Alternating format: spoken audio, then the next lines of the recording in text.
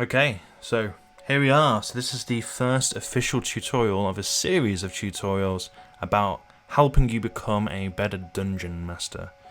The first one in our series is creating one-shots for the society, because I know there's a lot of people that are interested in being a dungeon master but don't necessarily have the confidence in some people to jump in and do it, or the knowledge to jump in and do it, and I'm hoping to give you both right now.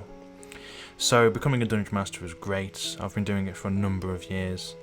I think, well, it's been well over a decade, I know that much. I've run just over maybe 1,000 games now, twice a week for the past 5 years, something like that. So I'd consider myself to have good experience in being a dungeon master, and I'm going to try and pass some of the things I've learned, especially about one-shots, over to you in this tutorial. So this tutorial has been designed with brand new DMs in mind and existing DMs to try and give them a bit more scope on what might work a bit better for them. This is super casual. I try to do this completely robotic, where I spoke in, "Hello and welcome to the tabletop tutorial lesson," but it didn't quite work. So now I'm just gonna keep it casual, and we're just gonna go through it together. And if I sneeze, I sneeze, and that'll be absolutely fine. Okay, so the first thing we should probably go over is probably the thing that you already know, to be fair, if you're a member of the Everfall Society in Manchester, in Worcester, Coventry, might jump on board, who knows. So the question is this: what is a one-shot? That's a very easy thing to answer. A one-shot is a singular game that runs for one session and contains an entire adventure. So players get to the table, they sit down, they have fun for 2 or 3 hours, and then they leave without any obligation that they have to return and continue the adventure. It's the one-shot system that we developed like 5-6 years ago now that really made our group popular, because it gave people, especially working professionals, the chance to jump into games and jump out of games at their leisure. So if they missed a week or 2 weeks, it didn't matter, because they could always come back and play. That's what's really made us popular. That's one of the better reviews we get for our gaming group, which is fantastic. So it's one of the things that we want to make sure is it's very strong and prevalent with DMs in our society. And I'm going to be walking you through it now. Okay. So I imagine the first question you'll ask about one-shots is probably the same question that keeps most people away. And it's, where do I start? Where do I start with DMing? What do I do? Help me. So when I first started DMing, I had no idea what I was doing. A few of my friends just wanted to play, and I was like, this looks like a fun game, let's just jump in. It took us something like 8-9 hours to create our first characters, Nightmare, and I think we played for like a good 9 hours after that. It was fantastic, actually. Like, I always recommend to DMs to just jump in.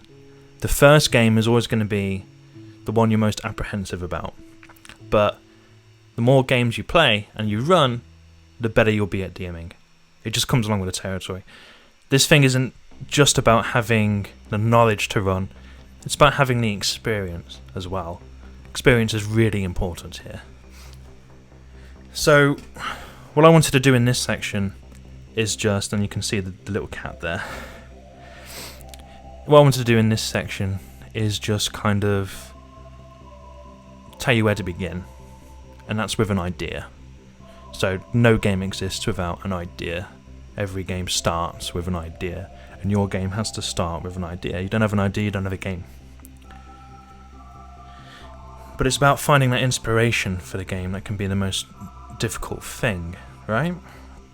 So one of the best ways to find inspiration that I've always used, I've used on countless occasions, is to look up a monster. So sometimes I'll hear from a player about a monster they'd like to see in the games, or sometimes I'll just be like flipping through and be like, oh, well, that's a very interesting looking monster. What I'm going to do is unleash that on my players next time. it's a really good way to get inspiration, and especially for 5th edition as well. Although the other editions did this too. I don't know why I said 5th edition, ignore that. Is the monster manuals and the other resources, even third-party resources, will give you information on the monsters and their lore. So they'll tell you, you know, how a beholder would behave, how a hobgoblin would attack you, what their language are, what their culture is like, all that kind of stuff. And it's all stuff that you can feed into the game. Like, put myself on the spot here, I shouldn't have done that. Like goblins are really interesting, or Kenku. I really like Kenku, and Kenku are going to come up a bit later as well. I love Kenku. And just reading up on the lore and just kind of figuring out how to use it for a game. It's always very inspiring to me. But that might not be your bag, right? So another way you can go about it is to look at plot hooks. Plot hooks are great. Plot hooks are like the thing I use the most when I'm designing new games. Because some other person than me has put billions of them on the internet, and you can just get to them with a quick Google search. All you have to do is search for D&D plot hooks, and you'll have unlimited amount of plot hooks at your disposal. So what these plot hooks are basically like a one-sentence log line. It'll be something like the princess is trapped in a tower and she needs someone to rescue her. That is a plot hook. That tells you and the players what they're doing for the entire adventure. They're rescuing this princess. It's a very typical one, and it's probably just Rapunzel, right? Or Sleeping Beauty, or any of the Disney princesses really. They all need to be rescued. But that's essentially what a plot hook is. So what I'll do in the description is I'll put links to a bunch of plot hooks for you guys to enjoy, and you can just check them out, get inspired from them. There's a really good one where you can just hit random, and it will give you a random plot hook, and then you can challenge yourself and be like, okay, how do I put Scooby-Doo into D&D? Okay, so another way of gaining inspiration, of finding your idea that will make the basis of your story, of your narrative, is to ask about the lore. So this thing is only really available to people within the Everfall Society.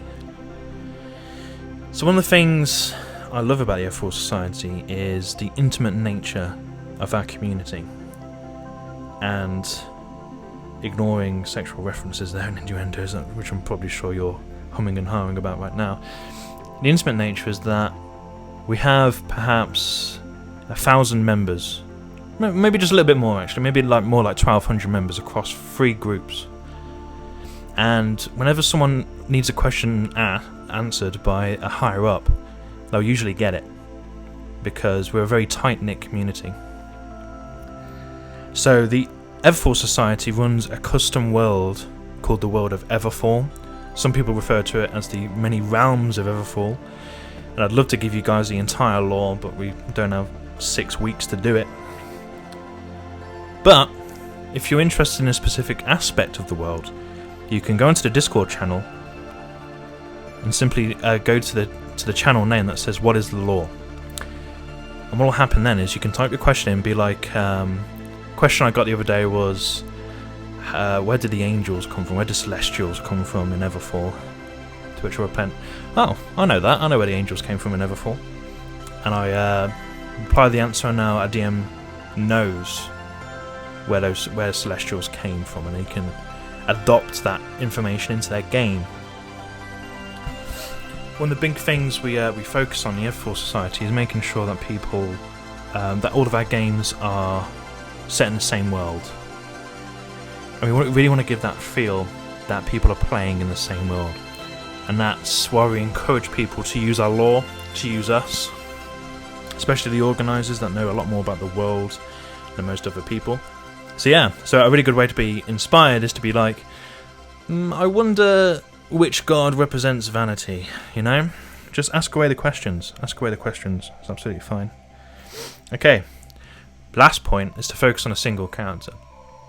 This is something that I don't think enough DMs do, and I'd love to see more DMs do it. And I think it's really suited towards one-shots as well. Although it's better in long campaigns, don't get me wrong, but I think For one-shot adventures, it's amazing. So it goes like this. You find a character that you're interested in. Preferably a character that is not your own character. So say you find a Dragonborn sorcerer and you think they have a really interesting background in the society. So what you do is you build your game around the backstory of that character.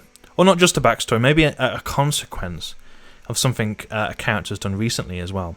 Like say, if a character recently robbed a bank, which I should know about, that's weird. But anyway, if a character robbed a bank, you could base a game around the lore, trying to catch up with them. Stuff like that. Stuff that really integrates the world together, and brings all the elements in to make it feel like a big world. I don't think enough DMs do this. And every time I've done it, it's always been like, it's been really cool. Like just bringing these elements together. So yeah, focus on a single character, ask about the lore, please ask about the lore. Use plot hooks, amazing plot hooks, and look up monsters.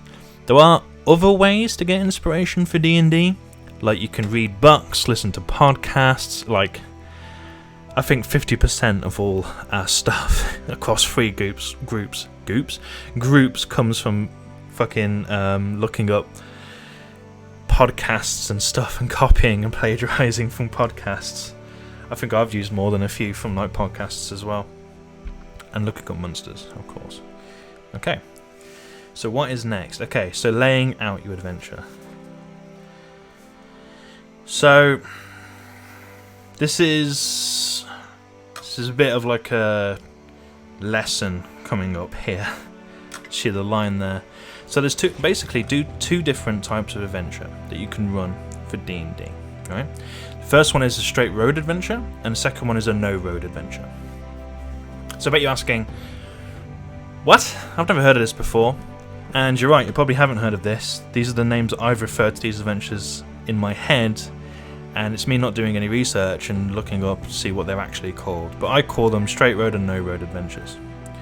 So, a straight road adventure is basically an adventure that doesn't have any deviation off your narrative. So what do I mean by that? I mean, like, there's a really good sense of narrative syllogism.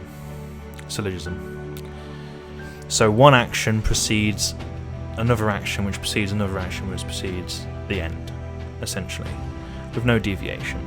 So, good example is say your party, your characters in your game have to deliver a carriage of apples to another town, right? So you could have them pick up the apples. They go up the road. They meet a woman who's a hitchhiker. And then they come into some gnoll trouble later on. They encounter some gnolls, and then they reach the other town and hand over the apples. There's not much room for deviation there because it's a straight road that you've designed. Literally a straight road. That was a really good example because it's a straight road that you've designed, and the characters can't change or influence the outcomes of each one. Okay? And then no road is the exact opposite. So no road is an adventure where characters can explore a big area, but they generally have a goal to complete. So every adventure should have a goal of some type, something that allows you to say this adventure is done, you've finished, well done, here's your gold, here's your treasure, carry on with your lives. So a no road adventure is you have the idea for a big town. So what you do is you map out the entire town, and you have like someone's been murdered, and they have to solve the murder. So you have to go around the town to different places and figure out who the murderer is. Now, the reason why it's a no road is because there's no set path. If they did something differently, then it could affect something else going on from that. It's like a spider web. Instead of a straight line, it's more like a spider web. So if they went to see Mrs. Marple, don't know why I'm using Mrs. Marple, but Mrs. Marple, and she was like, yeah, I saw Jimmy running away from the scene of the crime, and then they go and see Jimmy, they could apprehend him there and then he could be put in jail. But if they went to see Jimmy first, then he knows that the characters are onto him now, and he could make a run for it. So they could go speak to Mrs. Marple, get the same information, but when they go back, Jimmy's gone. Jimmy's flown the coop. It's genuinely people love it for its exploration factor, like because it's a big world. People love being in big world sandboxy kind of environments. But there are some big drawbacks to No Road Adventures, unfortunately. You have to have in-depth knowledge of the place you're purveying. So if you've ever run Lords of Waterdeep, no, not Lords of Waterdeep, it was a good game though. If you've ever run Dragon Heist, Waterdeep Dragon Heist, you'll know that that place is just huge, and it has a multitude of adventures. Characters can go anywhere and they can explore anywhere, and like almost every single building has a character in it and a small story, which is great because it really gives this feeling that there's a big world around these characters. But unfortunately, it takes a hell of a lot of work. You have to have in-depth knowledge of the place you're trying to purvey. Usually, we don't do this for one-shots. There's a really good reason for that. It's because it takes a lot longer to run. Because the characters have to get onto the right clues, etc., etc. They have to explore the town or the woods or wherever you're trying to purvey a little bit. And it becomes a long game, a very long game, because there's too much to do. There's too much. And of course, with that comes the risk of losing player attention. So what I mean by that is not that players are getting bored, is that players are discovering things they prefer to be doing. So you could have, this is a very traditional trope, you could have a small goblin sitting in the corner of the pub, and someone far more interesting sitting on the other side of the pub. They'll go for the goblin. They'll go for the goblin with a wicked smile every single time. And then all of a sudden, the game's about that goblin, and it's not about this huge thing that you've developed. So it's always a risk of losing player attention whenever you do a No Road adventure. But on the other side of things, straight road adventures are perfect for running one-shots, and that's the reason why I'm laying out the differences here, so you know the differences going in, so you know how to design your game. A one-shot is easier to run and plan for because there's less elements. It is a step-by-step progression. It doesn't mean you have to map out an entire town, although if you want to, it'll certainly help improve your game, and we'll be covering that in a tutorial much later down the line of how to map out entire settlements and stuff. But for now, a straight road adventure is a lot easier to run because there's less elements. It's that easy, basically. You don't have to plan for as much. If a player fucks off to the wind and just kind of sees something they want to go and explore, and they can go and explore it, they can't really do that in a straight road adventure. So another thing is it's quicker as well. So for the Society one-shots, you have 2 to 3 hours. And every traditional game of D&D I've ever played in was about 4 to 5 hours. I can't remember playing in a game before I did Society one-shots that lasted any less than 4 hours. And it's simply not something you have. You have 2 to 3 hours to run this adventure. And it sounds daunting and scary, but don't worry, there's plenty of tips and advice coming up in this video to help you get through it. Okay, and the last thing is players will complete the game usually, especially within that 2 to 3 hours. So no road adventures tend to be off the rails. Players going and doing whatever the hell they like, with no real. There's a goal, but there's no real way to get to the goal usually. It's just you have to keep uncovering and uncovering and uncovering stuff, and one thing will lead to another thing, which leads to another thing, which might not have happened if you didn't get to that thing first. It's a complex web of stuff. But for straight road adventures, you know what you're doing. It's a straight line. They have to hit each point, and when they do, boom, the adventure's over. Okay, so what's next? Oh, I love this one. Who's your favourite? It's you, and by a lot. Okay, so these are some things to keep in mind before you start writing up your adventure. So, at this point, you have your idea, you think it's really good, you think players are going to enjoy it, now you've got to start writing it. But before you start writing it, here's some things to keep in mind. Okay. Yeah, so that's an important one. So will this work for different types of characters? Okay. So when you're writing it, you need to keep in mind that there are different types of people that come to play our society one-shots and play D&D in general. What works for one guy isn't going to work for another. So a rogue that's only interested in money doesn't care about saving the kingdom. And I've had plenty of troubles with that in the society. And a paladin that's noble and true and goes around lording over everyone isn't interested in killing a kid to save someone else. Stuff like that, the morally grey area. Not that I'm saying you can't have morally grey areas. What I'm saying is, at the beginning of your adventure, you need to be able to, you need to have it be really inclusive to everyone. Some really easy ways to get around this, though. One of those ways is to have money. So, good incentive for players to go down the adventure and do what they're told, basically, and follow the adventure through to its end, is to offer them some monetary reward at the end of it. This could be magic items, this could be treasure, all sorts. You need to give the players some incentive at the beginning of your adventure. That's one of the top things, because if you don't give them incentive, they're going to wander off and they're going to do their own thing, and it's going to be completely bitchy, because it's going to be like, well, this guy's just fucked off, why are we still here doing stuff? Another really good way is for them to be stuck somewhere. So one of my favourite games in the society, and I think Jordan ran this one, was we started with heads in a noose. So we were in the gallows and we were about to be hung, and we had to get out of that situation. That's a great start, because it doesn't matter what alignment your character is, it doesn't matter what motivations they have. If they don't want to die, which is a pretty fucking good incentive, they have to get out of the gallows. Really good adventure. I think it was Jordan. Well, I'm not sure. I hope it was now. I hope I'm not giving credit to the wrong person. Okay, so another thing to keep in mind, I said this before, I'm going to say this again, you only have 2 to 3 hours to complete the session.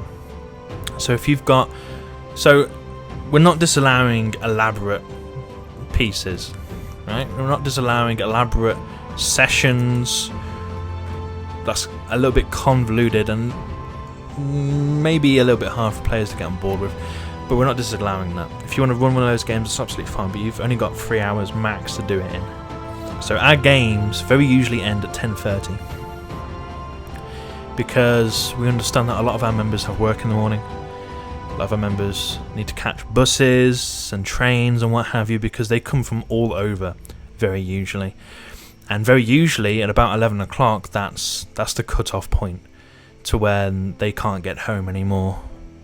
So 10:30 is our cut-off point. So they've got a good half an hour to be able to get where they need to go and be done with it. And these one-shots are advertised as quick games as well, especially for new members. It's one of the big reasons why they come to us. Okay. Your game cannot affect other games. This is a really serious one, actually, and we've got to get into it, haven't we?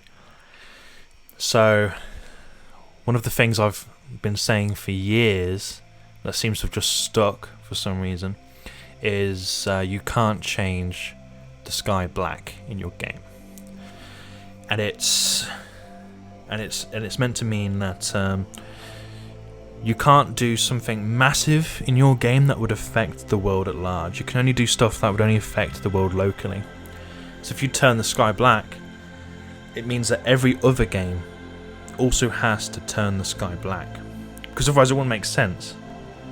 And then if you do that, it would have an impact on everyone's games, because all of a sudden all of their characters are wondering, why is the sky turned black? What's this about? So you've got to watch for these big things that you're doing in your games. You can't bring Tarrasques to life, because Tarrasques don't go unnoticed. Tarrasques are huge. They're like a mountain range creature size. So yes, your game can't affect other games unless it's been approved by an organizer and it's part of either an event or a collaboration between different games. You can't usually do it. No cliffhangers. Okay, so this is a really important one as well. Your game has to end on the night it starts. So this isn't to say that you can't have elements that cross over a multitude of your games. So say if you had a cult, right, and each of your games is about stopping this cult, involving a mixture of different characters, that's absolutely fine. That's absolutely fine. But within those games, they have to end. Like, if one person came in and never played again, they have to feel like they had a full rounded experience. That's really important for us to get across. That they can come, play, go away, come back in 3 months' time, and they would have missed games, but they wouldn't have missed anything. They wouldn't have missed anything in the story. That they can just jump back in and just get to playing again.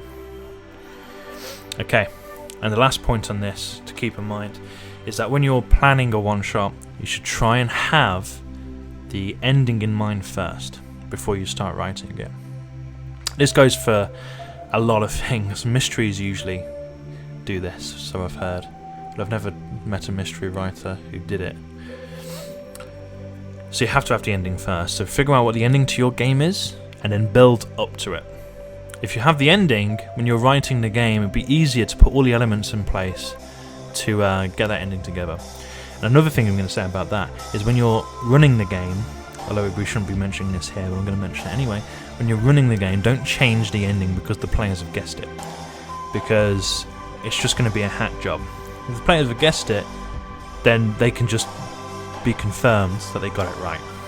And you can take that mistake and you can run away with it, figure out what went wrong, and then come back to it with a fresh face. Okay. So objective. So I'm going to show you how I lay out my games. There's 100 ways DMs lay out their games. 100 ways. And they're all right. Like, I've never seen a DM do this the wrong way, but I can't show you how to do anyone else's games. I can only show you how to do my games. So this is how I do my games. So, when I'm writing an adventure, I bring up a word processor or I grab a notebook and I put things into bullet points. Right? I do what I call 10 steps. So in 10 bullet points, I have to go from the start of the adventure to the end of the adventure. And I'm going to show you the example now if I do this. So at the top, I'll put an objective.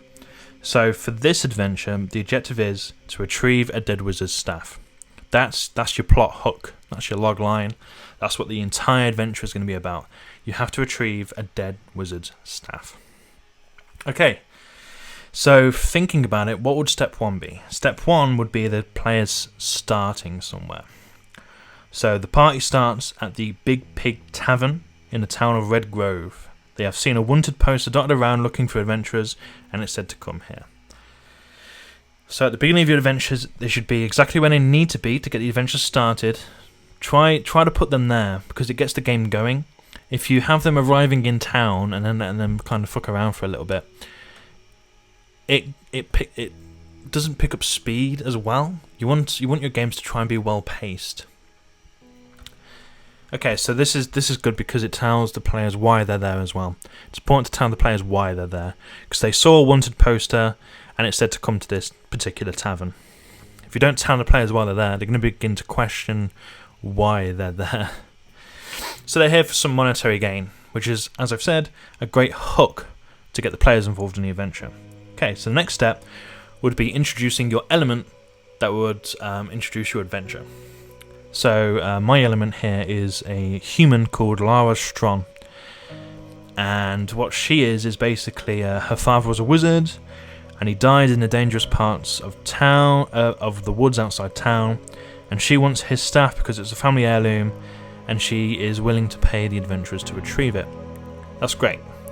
That tells you what the players have to do, where the players have to go, and why they're the only ones that can do it. Because it's the dangerous part of the woods, she's a weak human, and it's dangerous in those woods. Okay, so step 3 would be an encounter of some kind. I put encounters in step 3, but some people have counters later or earlier. But I think I put an encounter every 3 steps, essentially. So the party travels to the woods and they're about to make camp when Kenku jump out at them and try to steal their items. Kenku are suitable for forests, so this makes sense. And this is probably a lower leveled adventure as well, which also makes sense. Okay, step 4. So, This is where intrigue comes in. Remember, you can't just have intrigue at the beginning of your adventure. You should seed your intrigue throughout. It keeps the characters engaged and willing to complete the adventure because they want to know what's happened. Intrigue is really important for a D&D game, and it's something you should try and wrap your head around. So the party discover the body of the wizard and quickly find that he was killed by a magic spell. And this magic spell is magic missile. And they also find a line that says you will never get your hands on the staff. So this is intriguing, because this guy wasn't mauled to death by bears or something. He was killed by another magic user, and most probably a wizard for the magic missile spell. So it's like, what has happened here? What has actually happened to this character? Now they're not just intrigued about getting the staff, they're intrigued about how this guy died. Okay. Step 4. I'm going to end it at step 5 even. I'm going to end it at step 5 because you can see where this is going. The party hear a noise as they travel further into the forest and discover that a dog has the staff clutched within its teeth, and they have to chase it to get it back, but the dog doesn't want to part with it. So, to run it down, this is a very simple progression of events. It's just 1 or 2 lines to tell me what happens at each step of the adventure and how the players should react to it, or what happens to the players even during those steps. I make a step for every point that's significant in the adventure. I usually find that if you do this, by the time you get to step 10, that's a 3-hour adventure. And if you want to do longer adventures, you could just go up to like step 15 or step 20 or something. But I've always found that this has been a very good way of doing things. I'll tell you for why as well, is if you do it on Word or even on a notebook, you can go back and you can add details. So once you have the basis, the structure of your adventure, you can go back and you can start adding things to it, which is great. So for example, this, step 5, very basic, can become this. So you can see I've added perception checks and skill checks. For example, I've added that the dog has been a polymorphed human, which I probably already know before I wrote the adventure, because I know what the ending is. And I've even put in details that if a character has comprehend languages, they can learn information from the dog as well.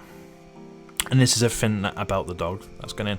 So when you go back to adjust things and to like add in more information, you could add information about local groups, like places they could go to get more information, stuff like that. It's really useful because you're guaranteed to have your 10 steps, and then at your leisure you can just go back and start adding stuff to them. It's the best way I've found to write up a game to begin with. You keep adding stuff and then it just essentially becomes a module. After a little while, after you just keep adding and adding and adding. Okay, what's next? Oh, that's good. I like that one. Okay. Balancing encounters. Okay, so I know a lot of people have trouble with this. This is the hardest part of creating a one-shot, in my opinion. And if the question wasn't where to begin to keep people away, the question would be, how do I balance encounters? So I'm not going to sugarcoat it. It's difficult for the society because you never know what level of players you're getting from week to week, and you'll only ever really know on the day as well. So you have to do extra preparation to make sure you're balanced for everyone. Okay, but here's some tips. So the first one is, use monsters that have a range of CRs, the more the better. So if you have a monster manual, go and have a look up of Drow. So you'll see that Drow go from CR a quarter to CR 8 and have everything in between. You can create encounters for most levels going up to like level 15 easily.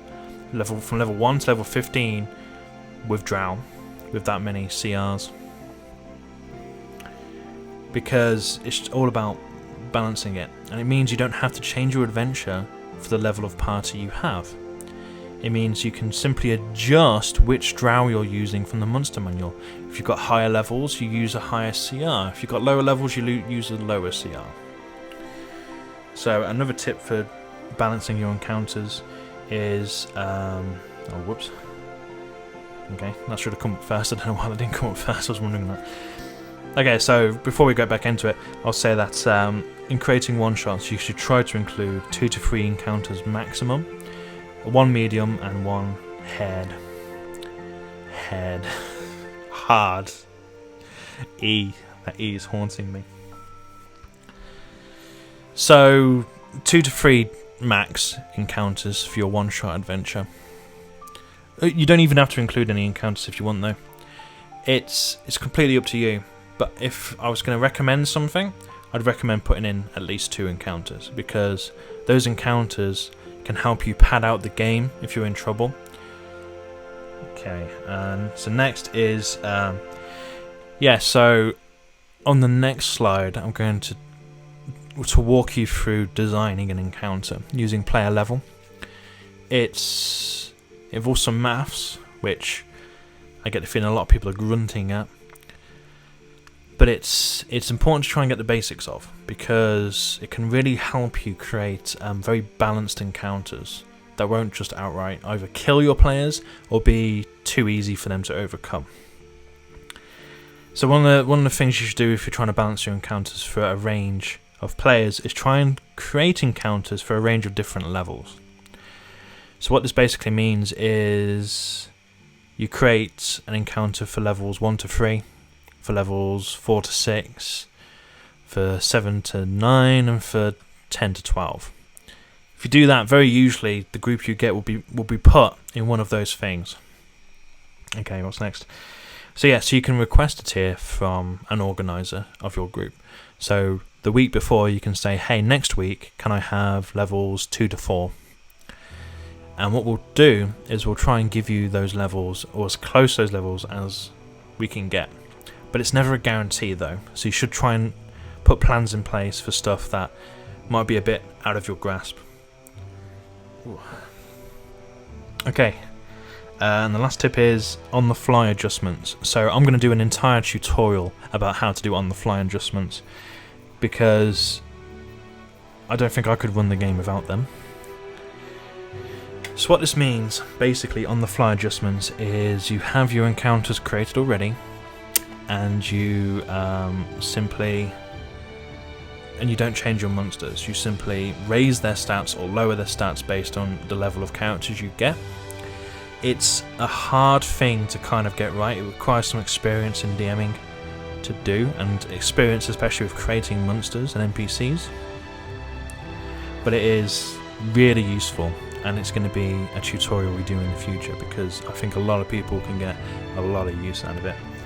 But essentially it's about going into a game with the monsters you created, the encounter you created already with the monsters you're already using, and it's, oh, well, these guys are 3 or 4 levels higher, so I need to raise the CR of these creatures up here, or I need to lower them if the characters are lower. Yeah, we'll cover that later. We'll cover that. Okay, creating encounters, like the most fun part, the maths part. So you can see here there is a table, and you can find this in the DMG on page 82. This table tells you how to generate the experience you need to... one second, okay. Let me rephrase this. This table tells you how you can generate the XP you need to spend to get that level of encounter difficulty. So I think it's easy if I just walk you through creating an encounter and kind of go through with what I mean as I go. So let's say we have a party of level 1s and level 2s. Okay, so let's say we have a medium. We want to do a medium encounter for them. Let's say we have 3 level 1s, 3 level 2s, and we want to do a medium encounter. Okay, so if we check the chart, we can see that a level 1 medium encounter is 50 and a level 2 medium encounter is 100. Okay, so then we have 3 level 1s and we have 3 level 2s, so we times each of those numbers by 3, and we're losing you there. I'm probably losing you. I'm going to keep going. So level 1 would be 150 because there's 3 level 1 players, and level 2 would be 300 because there's 3 level 2 players. And then we add those totals together and we get 450 XP.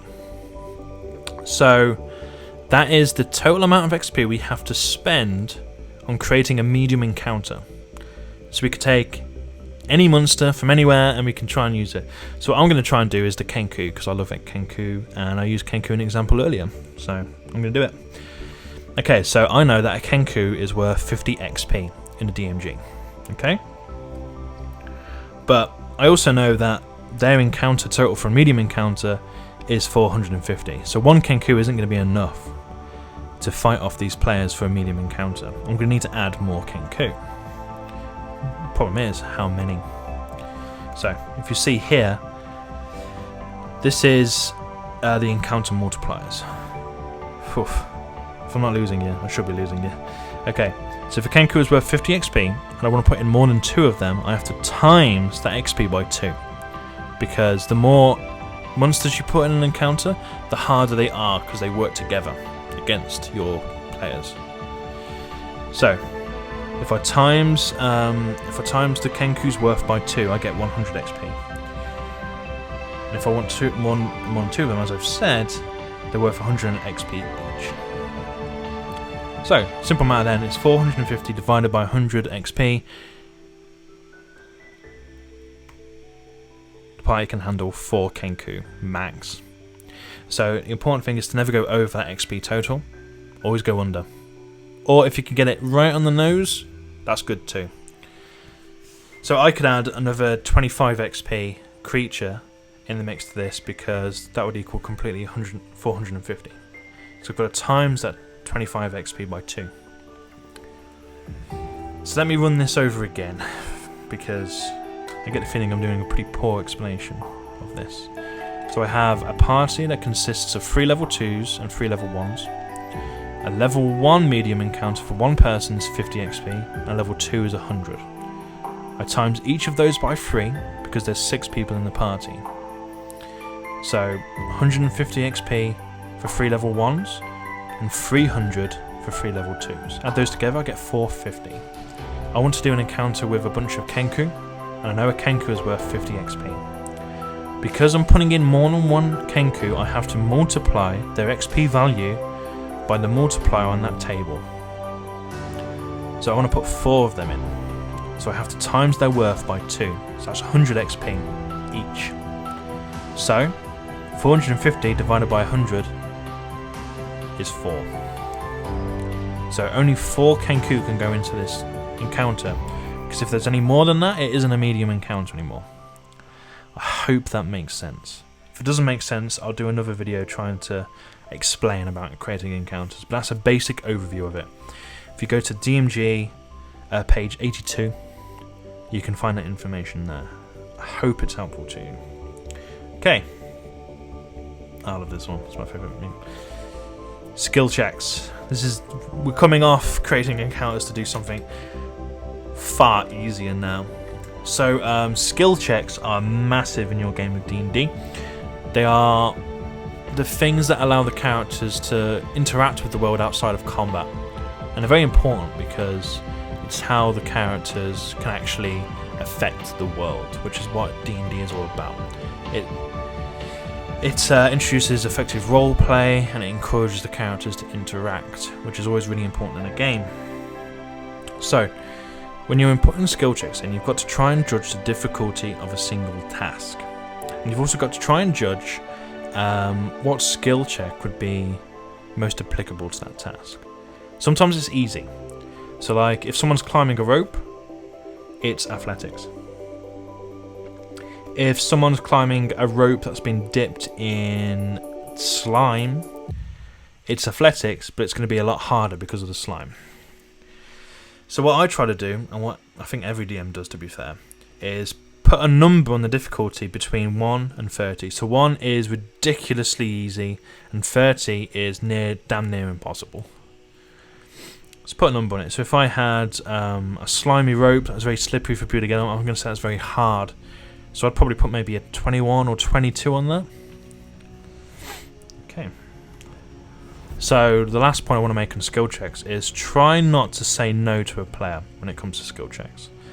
Because even if it doesn't come to anything, it's always good for the players to interact with the world that you've created. I think that skill checks are one of the only things that are dividing the game from being just you telling them where to go and leading them through an adventure. It should be more they should be leading the way, and skill checks are a really good way to do that. It makes them feel like they're part of the world, essentially. Okay. Utilising the lore. So, this lore thing is so important to me that I'm bringing it up twice in the same video. That the Everfall lore is completely yours to make use of. You can ask DMs about it. We have a Wikipedia page which I will link in the description, and we have an entire channel on our Discord dedicated for you to ask about the lore and find out things about the world. The more lore we use, the more integrated the world it feels with all the players, and the more integrated it actually is. Using lore allows us to be able to affect the lore, essentially. That we can start pulling bits into it, into massive events that we run, and making sure that everything's accepted, and the DMs can feel more like that their games like matter in the grand scope of things. Okay, and that is the end. There you go, you can see behind the scenes there. So I hope this was useful to you, and I hope that this gives you some good insights on how to create one-shots for the society. Use 10 steps, figure out skill checks. You know, the more you know about your game, there's a good piece of advice, the more you know about the game, the better your game's going to be. So I've seen DMs just kind of wing it a lot of the times, and I'll tell you this, you can always tell a DM that's just winging, and that's just shown up. They have the idea for the game, they have the first part, the most essential part, but they don't have anything else. And it's just going to be like, okay, we're just being led through this. The more work and the more planning you put into it, the better your game's going to be. It's that simple. I won't lie though, some of the best games I've played in have been games that have been wrong. But I think that's more consistent with the players I was with as well, and my relationship to the DMs most of the time. Try not to wing your games. That's important. Okay, so this has been the end of tutorial 1, a very casual conversation going through this professionally put together presentation. I hope this was useful to you. If you ask any questions, if you have any questions, you can always seek out an organizer for your group and find out more. There will be more tutorials in the future. If there's any tutorials you'd like to see, be vocal about it and we'll create them for you. And yeah, that is the end of it. Thank you guys.